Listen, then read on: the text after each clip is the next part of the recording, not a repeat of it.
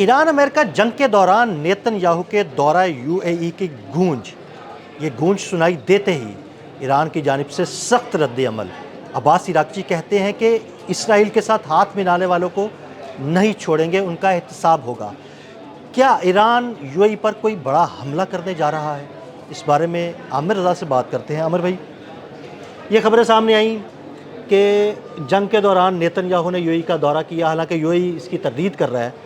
इसके बाद अब्बास इराक़ची का बड़ा सख्त बयान आया कि ईरानी अवाम के ख़िलाफ़ साजिश करने वालों को नहीं छोड़ेंगे। क्या होने जा रहा है? ये दिल भाई, सबसे पहले बात कर लेते हैं। आपने बिल्कुल सही पॉइंट आउट किया है कि ईरान के अब्बास इराक़ची का ये एक्सपर्ट पॉइंट जो है ट्वीट है, जिसमें उन्होंने कहा है कि ये गठजोड़ नाकाबिले माफ़ी है।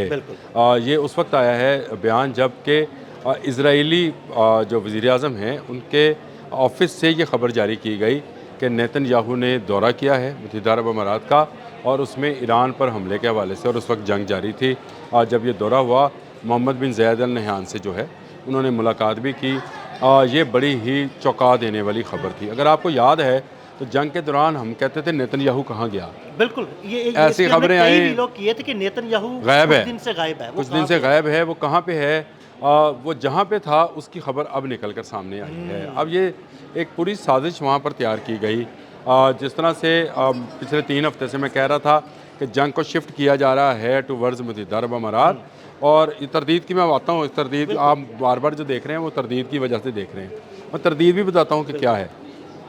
ये जंग को शिफ्ट किया जा रहा था मुत्तहिदा अरब अमारात में, इसीलिए आयरन डूम को मुत्तहिदा अरब अमारात में लाया गया। इसीलिए उनका जो एंटी ड्रोन सिस्टम है लेज़र का, उसको लाया गया। IDF का पूरा कमांड एंड कंट्रोल सेंटर उठाकर वहाँ पर लाया गया। सैकड़ों हज़ारों फ़ौजी जो हैं योद्धी, वो मुत्तहिदा अरब अमारात में पहुँचाए गए। और अब आपको एक भी ईरानी ड्रोन या ईरानी मिसाइल इसराइल की तरफ जाता हुआ नज़र नहीं आ रहा है।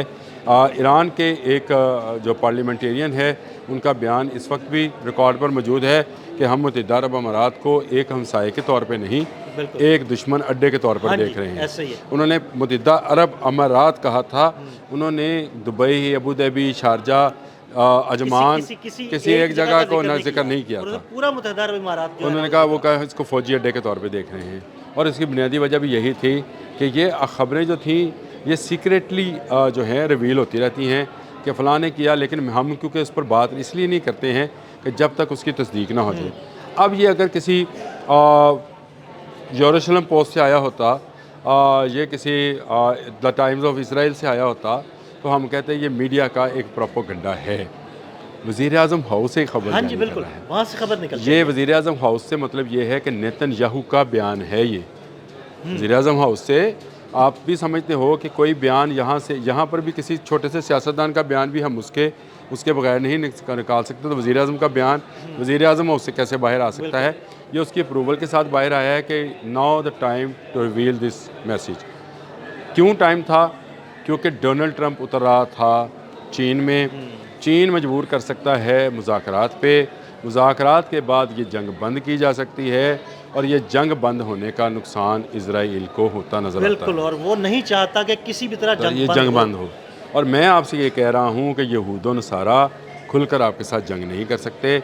ये मुत्तहिदा अरब अमारात के पैसे से ईरान पर हमला करेंगे, इसकी प्लानिंग कर चुके हैं। और ये प्लानिंग जो है नेतन्याहू की है, वो ग्रेटर इसराइल की तरफ जाएगा, और उसने ग्रेटर इसराइल की तरफ जाना है।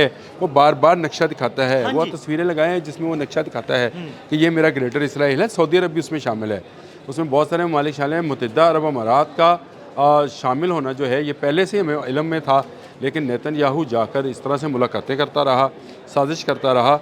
ये अब सामने आया है तो शोर मच गया। जब शोर मचा तो अब्बास इराक़ची, जिसका आपने जिक्र किया, एक्स पर उसने बयान दे दिया। उसके बाद अमाराती वज़ीर ख़ारजा का बयान आया है। अब आ जाए तरदीद की तरफ। बड़ी ज़बरदस्त और ख़ूबसूरत तरदीद की गई है। तरदीद ये की गई है कि हम इब्राहिम अकॉर्ड के सिग्नेटरीज़ हैं, उस पर दस्तखत किए हुए हैं, और इब्राहिम अकॉर्ड के मुताबिक हमारे इजराइल के साथ दरीना तल्लुकात हैं, और उसमें हमारा जो है रहते हैं। लेकिन नेतन्याहू का आने की जो खबर है, इसमें कोई सदाकत नहीं है। अब ये इस बात को ज़रा समझें। अब्राहम अकॉर्ड क्या है? अब्राहम अकॉर्ड ये है कि यहूद, नसारा और मुसलमान तीनों अलहामी मज़हब हैं, तीनों भाई हैं, क्योंकि ये इब्राहिम की औलाद हैं।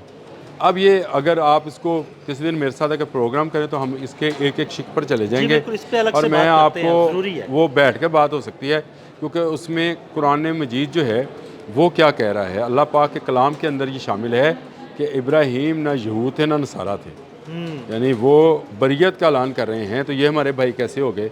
पहली बात तो ये है, अब्राहम कार्ड जो है ये सरीहन एक धोखा है, ये दजाली सिस्टम है।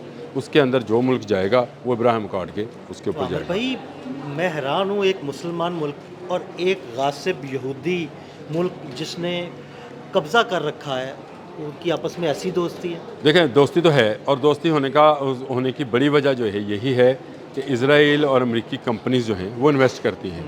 ये दुबई जैसा शहरा जो है ये दिनों में जन्नत बन गया। ये कैसे बन गया? या आप इसको 70s में उठा कर देखें तो आपको ये नज़र आता है ये मछलियाँ पकड़ रहे थे, बिल्कुल ऐसे। और ये आप 70s के बाद देखें तो आपको लगता है कि ये 50 साल का जो जन्नत बन गई है।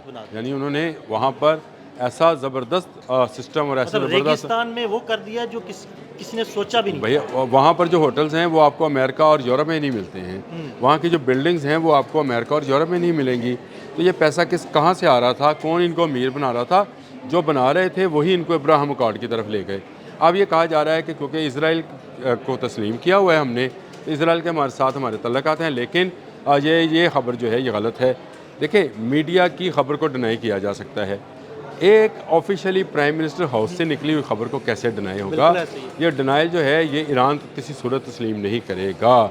इसीलिए अल जज़ीरा ने ये सुर्खी लगाई कि ईरान स्लैम्स UAE। आमिर भाई, ठीक है, इस खबर को डिनाई नहीं किया सकता, लेकिन ये नेतन्याहू की साजिश भी तो हो सकती है ना कि उसने दौरा ना किया हो, लेकिन ये खबर जारी करके ईरान और मुत्तहिदा अरब इमारात को एक दूसरे के सामने खड़ा कर दिया जाए। देखें, ये ब्लफ हो सकता था, मतलब आप ये कहना चाह रहे हैं कि ये ब्लफ हो सकता है, लेकिन आपको जो है अगर इस तरह का ब्लफ झूठ बोला जाए या इस बात की जाए तो आपको देखना होता है कि पिछले माजी में हुआ क्या था जिसके तनाज़र में ये बात की गई है। तो जब आपको ये नज़र आता है कि आयरन डूम क्यों उठा कर ले जाया गया, जब आपको नज़र आता है कि लेज़र बीम्स क्यों पहुंचाई गई, जब आपको नज़र आता है कमांड एंड कंट्रोल क्यों शिफ्ट किया गया, जब आपको नज़र आता है कि 600 यहूदी जहाज़ भर के जो हैं वो मुत्तहिदा अरब अमीरात से निकाले गए। यानी आपके मुताबिक जो माजी के हालात वाक़यात है वो तो इसी जानिब इशारा करते हैं कि ऐसा हुआ होगा। आपको छोटी सी एक मिसाल देने लगा हूँ, फिर उसके बाद ये 600 यहूदियों का आपने मुझे बताया था, आपने कहा यार आमिर भाई जहाज़ निकल गए, भाग गए, यहूदी चले गए। आप मुझे बताएं, अमेरिका में एक हमला हुआ था, 2 बिल्डिंग्स एम्पायर स्टेट बिल्डिंग्स के नाम से थी, कोई एक यहूदी भी उसके अंदर मौजूद था? नहीं। निकाले रिकॉर्ड ना। हाँ जी, बिल्कुल। तो तमाम यहूदी यहाँ से निकाले गए, तमाम यहूदी सरमाया जो है उसको महफूज किया गया, उनको निकाल लिया गया। उसके बाद आयरन डूम लाया जाता है, उसके बाद कमांड एंड कंट्रोल सेंटर लाया जाता है, उसके बाद IDF को लाया जाता है, उसके बाद लेज़र गन लाई जाती है। तो इसका मतलब है कि ये क्या मुत्तहिदा अरब अमीरात के अमीर और नेतन्याहू के राब्ते के बगैर हुआ है? बिल्कुल भी नहीं, राब्ता था तो ये सब हुआ। बिल्कुल किसी की इजाज़त से हो रहा है ना, किसी की इजाज़त से आयरन डूम उठाया जा रहा है और किसी की इजाज़त से किसी जगह पर लगाया जा रहा है। बिल्कुल ठीक हो गया। तो इसका मतलब ये है कि राब्ता भी है और मुलाकात का इम्कान। देखें, आप जब एक तरफ से खबर वज़ीर आज़म हाउस से आ रही है तो क्या अमीर अमारात का कोई बयान आया है?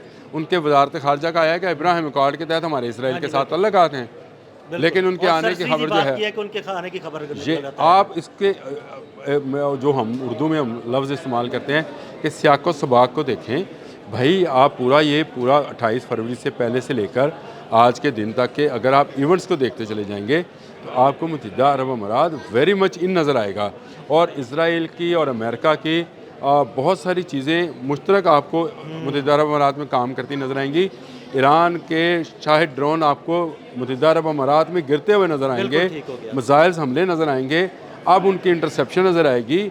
आज ना तेल अवीव पर कोई मिसाइल आ रहा है, ना ड्रोन आ रहा है तो मुत्तहिदा अरब अमीरात में। क्या अब्बास अराग़ची इतना बेखबर है कि उसको ये खबर नहीं है कि जी मुत्तहिदा अरब अमीरात का वज़ीर ख़ारजा जो है वो तरदीद कर रहा है तो मैं ये बयान ना दूँ? उसने गठ जोड़ को नाकाबिले माफ़ी करार दिया है।